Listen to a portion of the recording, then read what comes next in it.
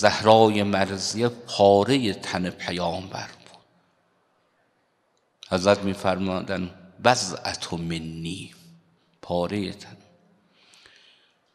مگر چند روز گذشت از شهادت پیامبر گرامی اسلام و رحلت ایشان که پشتهای هیزم رو آوردن پشت درب خانه‌ای که وجود مبارک نبی مکرم اسلام با همه احترام پشت اون در حاضر میشد. اهل اون خانه رو با عزت صدا میزد.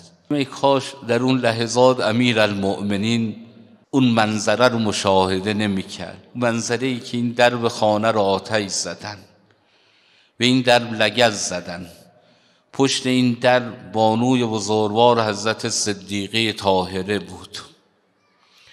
ای کاش حسنین هم نبودند که در این حال مادر رو ببینند. الا لعنت الله علی القوم الظالمین. السلام ای سوره کوثر چطوری بهتری؟ السلام ای یاس پیغمبر چطوری بهتری؟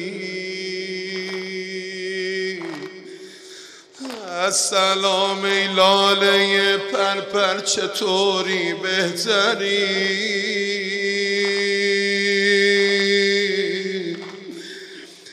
السلام ای بهترین مادر چطوری بهتری؟ ای چراغ خانه حیدر چنین سوسو مزن، ای چراغ خانه حیدر چنین سوسو مزن، پیش چشمان امیرالمؤمنین سوسو مزن.